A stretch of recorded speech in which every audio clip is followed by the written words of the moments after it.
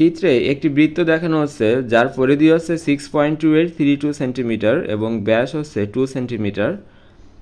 এখন আমরা যদি এই বৃত্তের পরিধিকে বৃত্তের ব্যাস দ্বারা ভাগ করি সেক্ষেত্রে আমরা একটা সংখ্যা পাবো এবং সেই সংখ্যাটা হচ্ছে 3.1416।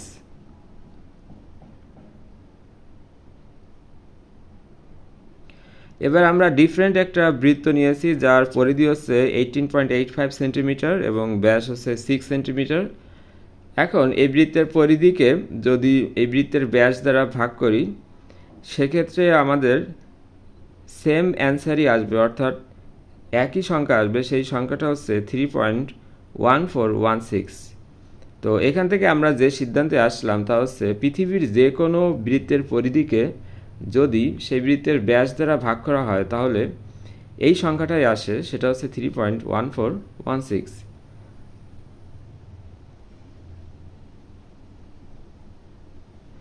তাহলে আমরা লিখতে পারি যে কোনো বৃত্তের ক্ষেত্রে বৃত্তের পরিধি বা বৃত্তের ব্যাস সমান সমান 3.1416। তো গণিতবিদরা এই সংখ্যাটাকে পাই এর সাহায্যে প্রকাশ করেন বা পাই দ্বারা প্রকাশ করেন। তাহলে আমরা লিখতে পারি বৃত্তের পরিধি সমান সমান পাই ইন্টু বৃত্তের ব্যাস যদি আড়াআড়ি গুণ করা হয়। আর আমরা জানি বৃত্তের ব্যাস সমান সমান হচ্ছে 2r, তাহলে আমরা পাচ্ছি বৃত্তের পরিধি 2πr। তো এখান থেকে আমরা বৃত্তের পরিধি নির্ণয়ের সূত্র পেলাম, সেটা হচ্ছে 2πr। তো বৃত্তের পরিধি নির্ণয়ের সূত্র যেভাবে আবিষ্কার হয়েছে সাইন কস ট্যানের আবিষ্কারও ঠিক একইভাবে। চিত্রে একটি সমকোণী ত্রিভুজ দেখানো হচ্ছে যার ভিতরে অ্যাঙ্গেল 60 ডিগ্রি এবং অতিভুজ হচ্ছে 2 একক, লম্ব হচ্ছে 1.732 একক। এখন আমরা যদি এই ত্রিভুজের লম্বকে অতিভুজ দ্বারা ভাগ করি তাহলে একটা সংখ্যা আসবে, সেই সংখ্যাটা হচ্ছে 0.866।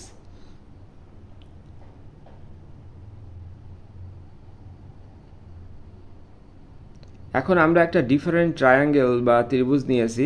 এই ত্রিভুজের অতিভুজ দেওয়া আছে 6 একক এবং ভূমি 3 একক, লম্ব আছে 5.196 একক এবং ভিতরে অ্যাঙ্গেল 60 ডিগ্রি। তো এই ক্ষেত্রে লম্বকে যদি অতিভুজ দ্বারা ভাগ করা হয় তাহলে আমাদের ঠিক একই অ্যান্সারই আসবে, সেম রেজাল্ট, সেটা হচ্ছে 0.866।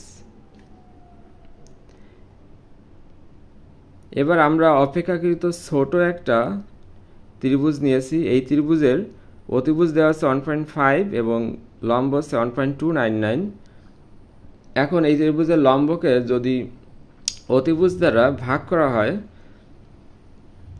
সেক্ষেত্রে আমরা যে সংখ্যাটা পাবো সেটাও 0.866, অর্থাৎ লম্বকে যখন আমরা অতিভুজ দ্বারা ভাগ করতেছি তখন একই সংখ্যা আসবে। তো এখান থেকে আমরা যে সিদ্ধান্তে আসতে পারি সেটা হচ্ছে সমকোণী ত্রিভুজের ভিতরে যখন 60 ডিগ্রি কোণ তৈরি হবে তখন লম্ব এবং অতিভুজের যে অনুপাত সেই অনুপাতটা সবসময় 0.866 হবে। অর্থাৎ যে কোনো সমকোণী ত্রিভুজের ক্ষেত্রে ভিতরে যখন 60 ডিগ্রি কোণ তৈরি হবে 60 ডিগ্রি কোণের বিপরীত বাহু অর্থাৎ লম্ব এবং অতিভুজের অনুপাত হবে 0.866। তো 0.866কে √3/2 আকারেও প্রকাশ করা যায়। তো এই বিষয়টাকে বিজ্ঞানীরা সাইনের মাধ্যমে প্রকাশ করেন, কারণ সাইন হলো লম্ব এবং অতিভুজের অনুপাত। তো সাইনের মাধ্যমে ওনারা এইভাবে প্রকাশ করেন যে সাইন 60 ডিগ্রি সমান সমান √3/2। এর দ্বারা বোঝাচ্ছে যে সমকোণী ত্রিভুজের ভিতরে যখন 60 ডিগ্রি কোণ তৈরি হবে তখন 60 ডিগ্রি কোণের বিপরীত বাহু অর্থাৎ লম্ব এবং অতিভুজের যে অনুপাত সেটা হবে √3/2। তো এভাবেই মূলত সাইন থিটা এর জন্ম হয়েছে।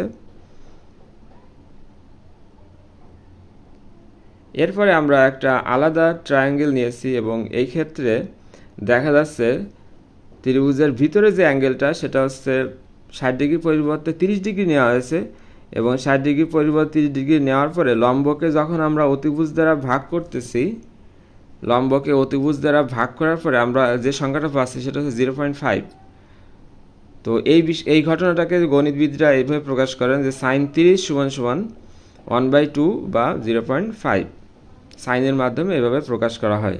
তো এভাবেই মূলত সাইন সারণীর জন্ম, অর্থাৎ সাইন 30 ডিগ্রির মান 1/2, সাইন 60 ডিগ্রির মান √3/2 এভাবেই আসছে। এবং কস ট্যান তারাও এইভাবে আসছে, কস ট্যানের যে মানগুলো সেই মানগুলো এইভাবে নির্ণয় করা হয়েছে।